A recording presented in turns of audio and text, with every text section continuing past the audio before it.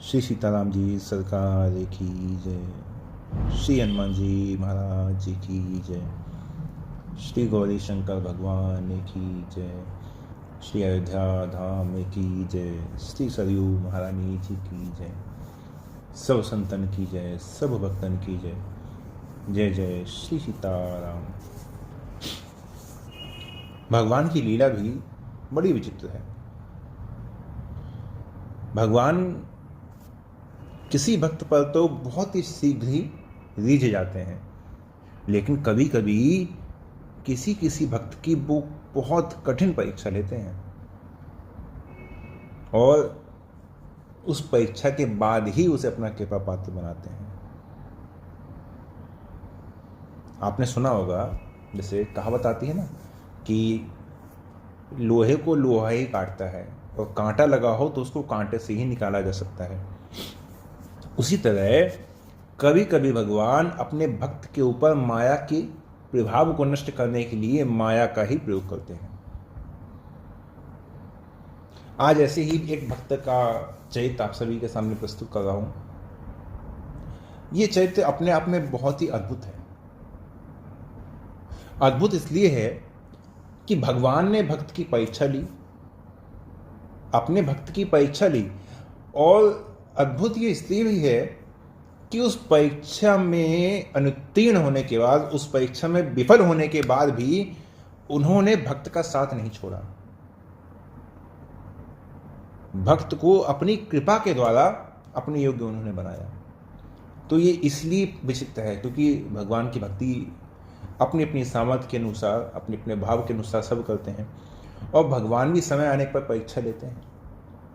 लेकिन जहाँ भक्तों के मन में ये धारणा रहती है कि भगवान की परीक्षा में फेल हो जाएंगे तो भक्ति में आगे नहीं बढ़ेंगे, तो ऐसी परिस्थिति में क्या भगवान अपने भक्त का साथ छोड़ देते हैं? ये आज के चरित्र में विशेष है।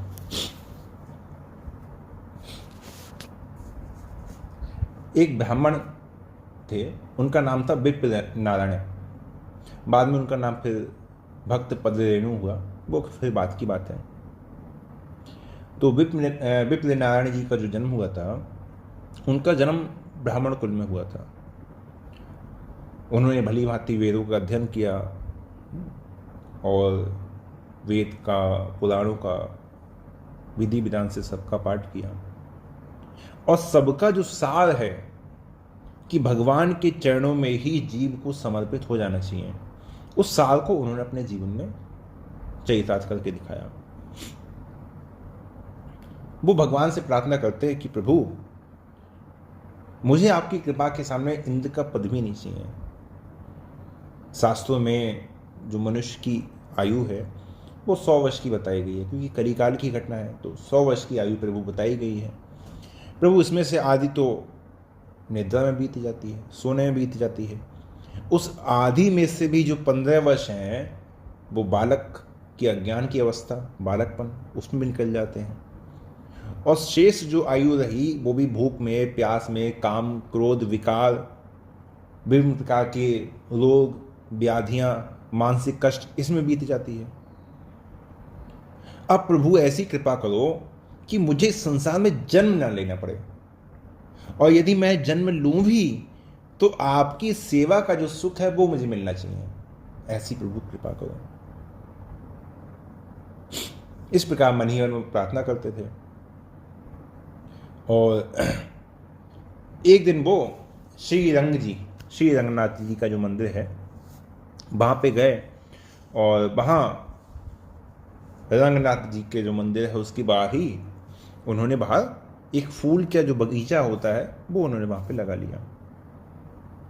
वहाँ वो अनेक प्रकार के, अनेक अनेक रंग के फूल उगाते और उन फूलों को प्रतिदिन तोड़ते, भगवान के लिए माला बनाते, भगवान की सेवा करते माला से, और कुछ मालों का विक्रय करते थे। इस प्रकार से, जिस प्रकार से भगवान की सेवा करके उनको थोड़ा बहुत उनका जीवन व्यतीत होता था, उस प्रकार से अपने जीवन का वो निर्वाह कर रहे थे।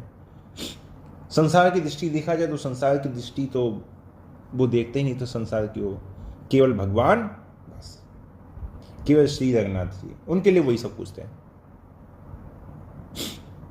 कहते थे कि जब जब मैं भगवान को शेष की सैया पर लेटे हुए देखता हूँ तो मेरा शरीर प्रेम विवल हो जाता है। इस तरह वो भगवान के ध्यान में, भगवान के प्रेम में रहते थे। भगवान को बहुत समय हो गया उनको इस प्रकार से देखते हुए, इस प्रकार से भजन भक्ति करते हुए। भगवान के लिए एक शब्द आता है, प्रभु कौतुकी प्रणत हितकारी। भगवान कौतुक तो करने वाले हैं, बड़े कौतुकी हैं, बड़े खेलने वाले हैं, लेकिन कौतुक के साथ में क्या है? प्रणत हितकारी। अपना जो प्रण है उसका मान भी रखते हैं, उसकी भी रक्षा करते हैं। तो भगवान ने एक बार इनकी बड़ी कठिन परीक्षा ली। श्री रंगम क्षेत्र में जहाँ ये रहते थे, श्री रंगनाथ जी का जो मंदिर था, वहाँ पे एक बड़ी रूपवती वेश्या है ना, वो रहती थी। और उसका सौंदर्य ऐसा था कि उसके सौंदर्य पे जो वहाँ का राजा था वो भी मंत्रमुग्ध था। उसका नाम था देवी देवी। अब भगवान की जब लीला हुई तो भगवान की लीला में कुछ ना कुछ तो घटित होना था। एक दिन वो अपनी बहन के साथ, जो विपिन नारायण जी हैं, इनके बगीचे में आ गई। अब वहाँ विभिन्न विभिन्न फूल देखे, बड़ी प्रसन्न। अब जब भी कोई ऐसा सुंदर होता है उसको लगता है कि सब लोग मुझे ही देखें, सब लोग मुझे निहारें। लेकिन विपिन नारायण जी के मन तो विरक्त था संसार से, उन्होंने इनकी ओर देखा ही नहीं। जब देखा नहीं तो उनको बड़े अपमान का एहसास हुआ कि बताओ, पूरे राज्य में ऐसा कोई नहीं जो मेरी ओर ना देखे, ये तो मेरा बड़ा अपमान है। यहाँ का राजा भी मेरे लिए पलके बिछाए, मेरे लिए दीवाना रहता है, और ये इसने मेरी ओर देखा नहीं। तो उसकी बहन ने कहा कि बहन देखो, जिनका चित्त, जिनका मन भगवान के सौंदर्य पे लगा हुआ है, भगवान के चरणों का जो नित्य रसपान करते हैं, वो इस नारी का जो घृण स्वरूप है इस पे आसक्त क्यों होगा? तो उस वैश्या ने भी कहा कि मैं भी देखती हूँ कि ये ब्राह्मण कुमार मेरे रूप के पास में कैसे नहीं बनता है। तो उसकी बहन ने कहा कि देखो, तुम्हारी ये जो आशा है ना, ये निराशा में परिवर्तित हो जाएगी, और यदि तुम नहीं मानती हो तो ठीक है। यदि तुम्हारे रूप का जादू इस पर चल गया तो मैं 6 महीने तक तुम्हारी दासी होकर रहूंगी, उसकी बहन ने कहा। तो वैश्या ने भी कहा कि ठीक है, यदि नहीं चला तो 6 महीने मैं तुम्हारी दासी होकर रहूंगी। अब दोनों बहनों में तो शर्त लग गई। घटना को कुछ दिन बीत गए। एक दिन अचानक से विपिन नारायण जी ने देखा कि उनके सामने एक सन्यासी वेश में एक स्त्री खड़ी हुई है। बड़े चकित हो गए। पूछा, आप कौन हैं और आप क्या कर रहे हैं यहाँ पे? आप यहाँ पे क्यों आई हैं? तो उसने कहा कि महाराज, मेरी एक बड़ी ही करुण कथा है, आप सुन लीजिए, उसके बाद जैसा आपको उचित लगे वैसा कर लीजिएगा। मेरी माता ने मुझे अपना शरीर बेचकर धन कमाने के लिए बाध्य किया हुआ है, वो बाध्य करती है, लेकिन मेरी इच्छा नहीं है। मैं अपने जीवन को क्यों कलंकित करूं, जबकि वो उसका रोज का काम है, लेकिन सामने ऐसा वेश बना के आई है कि अपने जीवन को मैं क्यों कलंकित करूं। मैं आपकी शरण में आई हूं, आप कृपा करके मुझे आश्रय दीजिए, मुझ पर कृपा कीजिए। तो विपिन नारायण जी ने मना कर दिया। तो उसने कहा कि आप निश्चिंत रहिए, इस वृक्ष के पास में जो आपकी कुटिया है, मैं उसके आसपास भी नहीं आऊँगी, मैं इसी वृक्ष के नीचे पड़ी रहूँगी, बस आपके बगीचे की रक्षा करूँगी, भगवान के लिए सुंदर सुंदर हार बनाऊँगी, भगवान को अर्पित करूँगी, और जो कुछ भी आप पाते हैं उसी का शीत प्रसाद पाकर मैं अपना जीवन व्यतीत करूँगी। तो विपिन नारायण जी उसके भाव पे बड़े रीझ गए, बड़े प्रसन्न हुए, बड़ा सुंदर भाव है। उन्होंने स्वीकार कर लिया। उन्होंने कहा कि ठीक है, बट वृक्ष है, इसकी छाया में तुम भी रहो, अनुमति दे दी।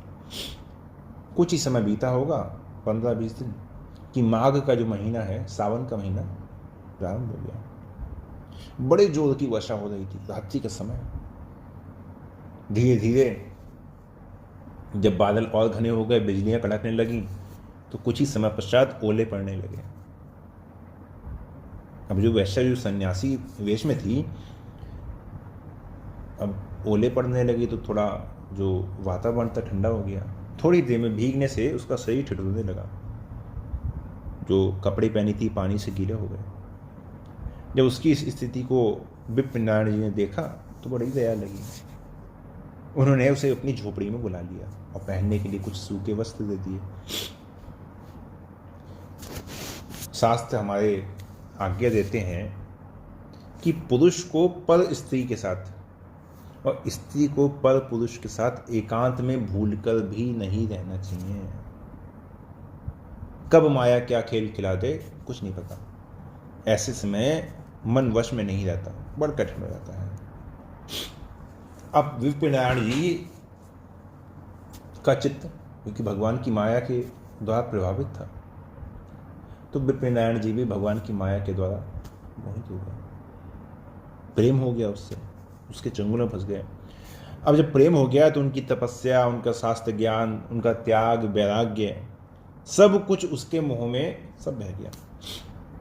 कुसंग का परिणाम है भाई, क्षण भर का कुसंग सारे जीवन के भजन को ले डूबता है।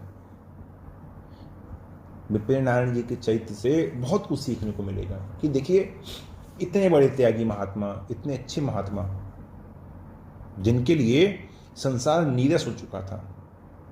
संसार में उनके लिए कोई रस ही श्रेष्ठ नहीं था कि संसार में थोड़ा भी उनका मन लगे। लेकिन थोड़ी सी चूक, कुछ पल का कुसंग और जीवन कहाँ से कहाँ पहुँच गया। अब तक जो विप्र नारायण जी की भगवान की सेवा में रहते थे, अब तो एक वैश्या के दास हो गए। उधर वैश्य ने भी अपना कुछ समय पश्चात जो अपना अस्थि रूप से प्रकट कर दिया, वापस अपने स्थान को चली गई। लेकिन ब्राह्मण महोदय प्रतिदिन उसके घर जाने लगे।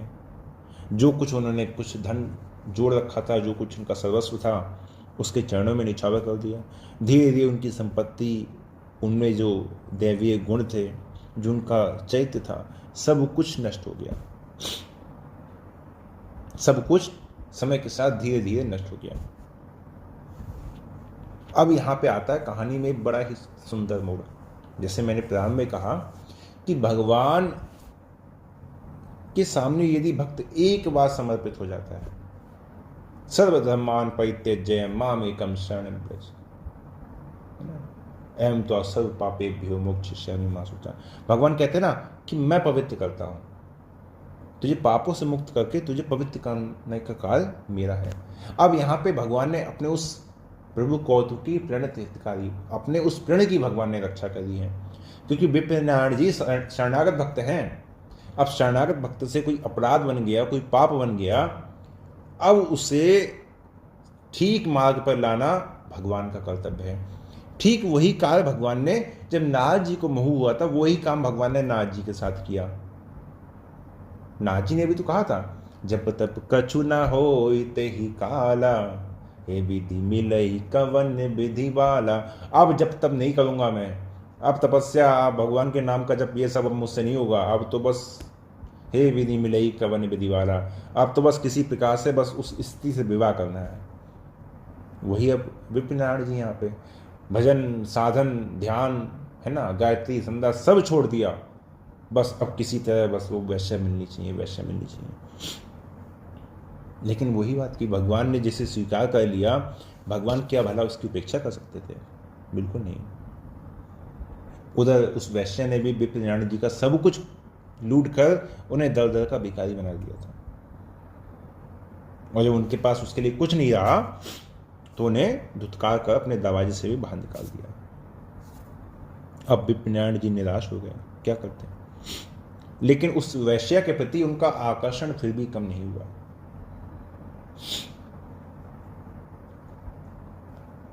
रात्रि का समय था, तो रात्रि के समय उस वैश्या के दरवाजे पर किसी ने खटखटाया।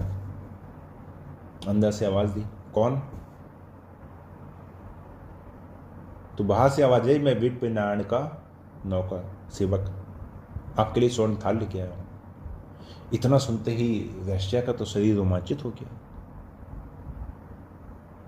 अरे सोने का थाल, बड़ी प्रसन्न हो गई।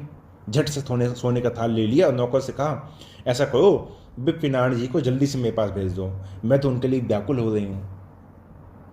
इधर जो नौकर बन के आया था, सेवक बन के आया था, विप्र नारायण जी के पास गए, उन्हें जगाया, उठिए, जाइए आपको देव देवी याद कर रही है। इतना सुनकर विप्र जी के शरीर में जैसे किसी ने प्राणों का संचार कर दिया हो। चारपाई से उठे, सीधे उसी वैश्या के घर फिर पहुंचे। अब उस दिन तो सोने का थाल मिल गया था, तो उस दिन वैश्या ने भी बड़ी खातिरदारी करी उनकी। अब यहाँ हमारे समझने वाली बात यह है कि विप्र जी का नौकर कौन था और भगवान की लीला आगे कैसे संपन्न होगी। दूसरे दिन प्रातःकाल श्री रंगनाथ भगवान जी के मंदिर में बड़ी सनसनी फैली। क्यों? पुजारी जी ने देखा कि श्री रंगनाथ जी का सोने का जो थाल है वो गायब है। अब तुरंत राजा को खबर दी गई, तो राजा के राज कर्मचारियों में तुरंत भगदड़ मच गई। थाल कहाँ गया, थाल कहाँ गया? चोरी का पता लगाने के लिए गुप्तचरों को भेजा गया। अंत में ढूंढते ढूंढते, खोजते खोजते वो थाल मिला उस वैश्या के घर। तो कर्मचारी उसे पकड़ के ले आए। अब कर्मचारी पकड़ के ले आए तो राजा के सामने उसने कहा कि महाराज, ये तो मुझे विप्र का सेवक दे गया था, मैं इस बारे में कुछ नहीं जानती हूँ। कौन लाया, कहाँ से लाया, मैं नहीं जानती। विप्र जी ने कहा कि महाराज, मैं तो एक दीनहीन कंगाल हूँ, मेरे पास नौकर कहाँ से आया, और ना ही मेरे पास इस प्रकार की मूल्यवान चीज़ें हैं। अब थाल तो मंदिर में पहुँचा दिया गया, क्योंकि चोरी का माल अब उसके घर मिला था, तो उसको बंदी गृह में डाल दिया गया, है ना। राजा की ओर से थोड़ा बहुत जो दंड दिया गया। अब विप्र जी, उनको राजा की ओर से बंदी बना लिया गया,